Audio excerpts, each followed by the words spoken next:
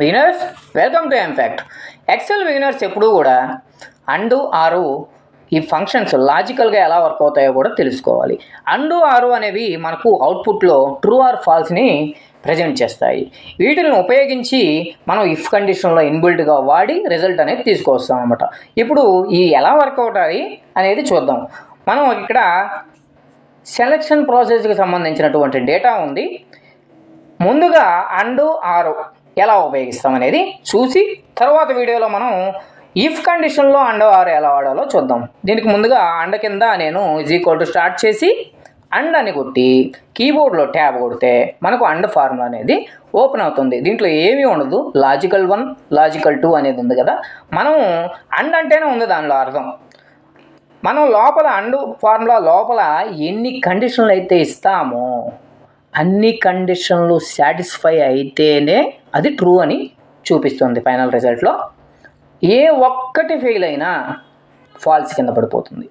చూడండి, ఇప్పుడు ఇక్కడ నేనేమిస్తున్నానంటే రిటర్న్ టెస్ట్లో =50 కానీ 50 కంటే ఎక్కువ ఉన్నా కానీ ఓకేనా కామా పెట్టాలి. దానికి ఎలా చేశాను, >= 50 ఇచ్చేసి కామా పెట్టేసి తర్వాత ఏం చేయాలంటే ఇంకో లాజికల్ టెస్ట్ ఏంటంటే మెడికల్ టెస్ట్ ఏముండాలంట పాస్ అని ఇస్తాను. మెడికల్ టెస్ట్ పాస్ కూడా ఉండాలి. ఇప్పుడు ఏమవుతుందంటే ఈ 2 కండిషన్ల మీద ఆధారపడి 2 కండిషన్లు సాటిస్ఫై అయితేనే ఇక్కడ ట్రూ వస్తుంది. ఆ రెండిట్లో ఏది ఫెయిల్ అయినా ఫాల్స్ అనేది చూపిస్తుంది. చూడండి ఒకసారి దీన్ని డబుల్ టిక్ చేయడం కానీ లేదంటే డ్రాగ్ చేయడం కానీ ఇక్కడ మనకు చూస్తే మీరు ట్రూ అని వచ్చింది, కొన్నిటికి ఫాల్స్ వచ్చింది. ఎందుకంటే 2 కండిషన్లు మనకు సాటిస్ఫై అవ్వాలి కాబట్టి. అదేవిధంగా ఆర్ కూడా సేమ్ ఇదే సింటాక్స్ ఉంటుంది. నేను ఇప్పుడు సేమ్ లాజికల్ టెస్ట్లో ఇస్తాను. దీనికి కూడా మనం ఆర్ అని టైప్ చేసి కీబోర్డ్లో ట్యాబ్ ప్రెస్ చేయగానే యాక్టివేట్ అయిపోతుంది. సేమ్ ఇలాగా ఇందాక ఏదైతే ఇచ్చానో అదే ఇస్తాను. ఇక్కడ ఆర్ ఫంక్షన్ అనేది ఎలా పనిచేస్తుంది అంటే ఏ ఒక్కటి కరెక్ట్ అయినా వాళ్ళకి ట్రూ చూపిస్తుంది. ఆర్ అంటే అదే కదండి, అది లేక ఇది అనే సందర్భంలో కూడా మనం వాడుతాము ఆర్ అనేది. అప్పుడు నేను 2 కండిషన్లు ఇస్తున్నా, ఎన్నైనా ఇచ్చుకోవచ్చు, మల్టిపుల్ కండిషన్లు ఇచ్చుకోవచ్చు. ఏ ఒక్కటి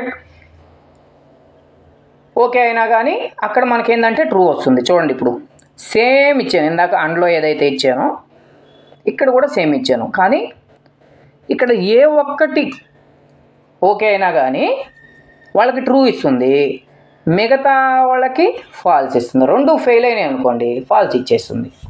ఇక్కడ చూడండి దీనికి డిఫరెన్స్ చూస్తే మనకు అర్థమవుతుంది.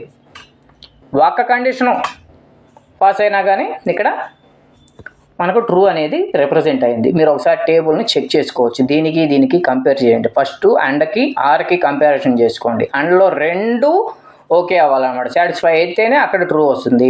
ఆర్లో అలా కాదు, ఏ ఒక్కటి సాటిస్ఫై అయినా కానీ వాళ్ళని ట్రూ చూపిస్తుంది, మిగతా వాళ్ళకి ఫాల్స్ చూపిస్తుంది.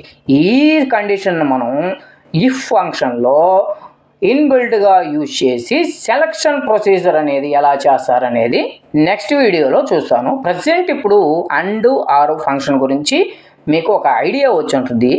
దీన్ని ఉపయోగించుకొని మనం ఇఫ్ కండిషన్ని అప్లై చేసి వాళ్ళని సెలెక్ట్ చేయాలా రిజెక్ట్ చేయాలా అనేది చూద్దాం. ఓకేనా? Thank you.